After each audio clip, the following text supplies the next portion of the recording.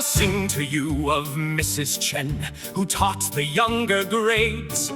For 15 years, she'd watched the children's curiosity cascade. Each September, bright-eyed 8-year-olds came bursting through her door, with sparkling eyes and questions numbering 1,000, maybe more. But come the month of June each year, those children changed their tune. They'd move like tiny automatons, their wonder stripped and pruned. They'd raise their hands exclusively when told that they should do it, and ask just one repeated phrase: will testing make me prove it? Rodriguez down the hallway watched creativity decline. The art instructor saw them fear to draw without a line. The janitor recalled when children helped of their own volition, but now they'd only lend a hand when earning point commissions. Now here's the hidden sickness that was festering inside. The schools were not at all broken. They performed with quiet pride at doing what they'd been constructed in the factory age to do, creating obedient laborers. And that's the dreadful truth for you. Those bells that rang for switching rooms were modeled after shifts. Those rows of forward-facing desks were manufacturing gifts. The letter grades and age-based rooms and standardized instruction were built for the industrial age, a workforce reproduction. 200 years have come and gone, yet still we use this frame, preparing children for a world of smokestacks, coal and flame. While what we need is creativity and self-directed thought, we're using 19th century tools for lessons that we've taught.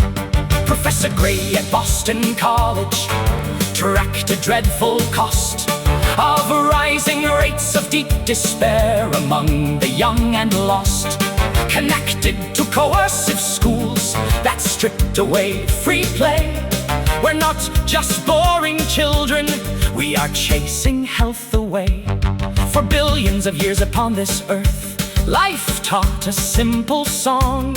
You learn by doing, reaching out, by stumbling right along. You never learn to walk from lectures, talk from grammar charts.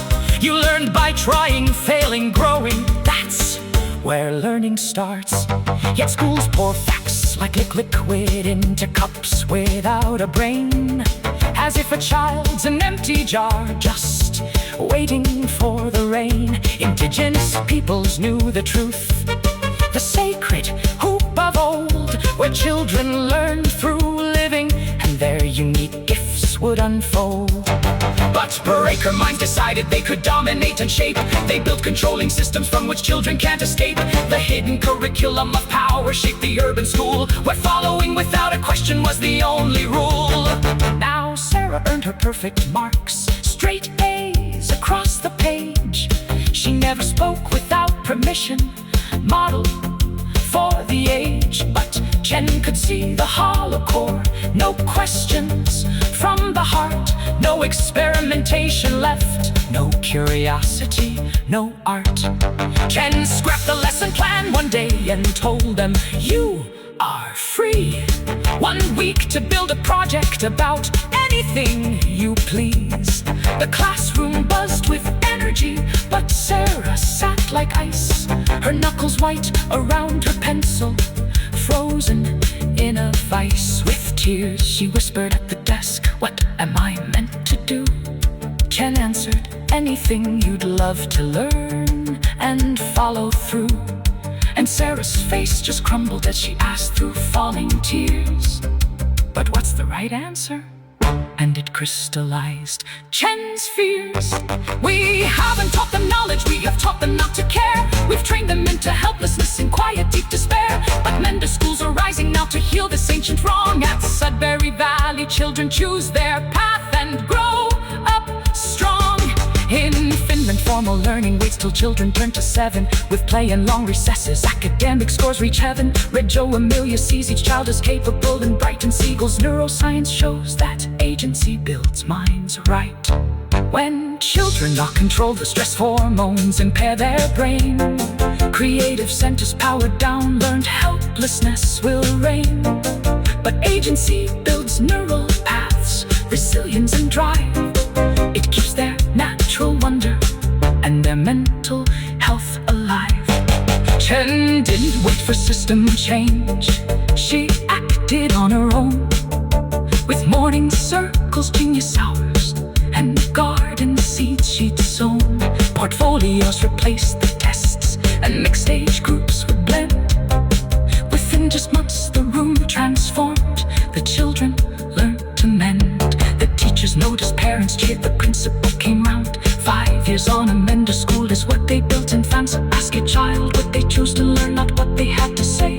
Support the project-based approach, start mending things today. This factory model illness can be cured, the proof is clear. One classroom at a time, we mend the hoop we hold so dear. The path requires no legislation, just the will to see that children are born learners, and the change begins with me.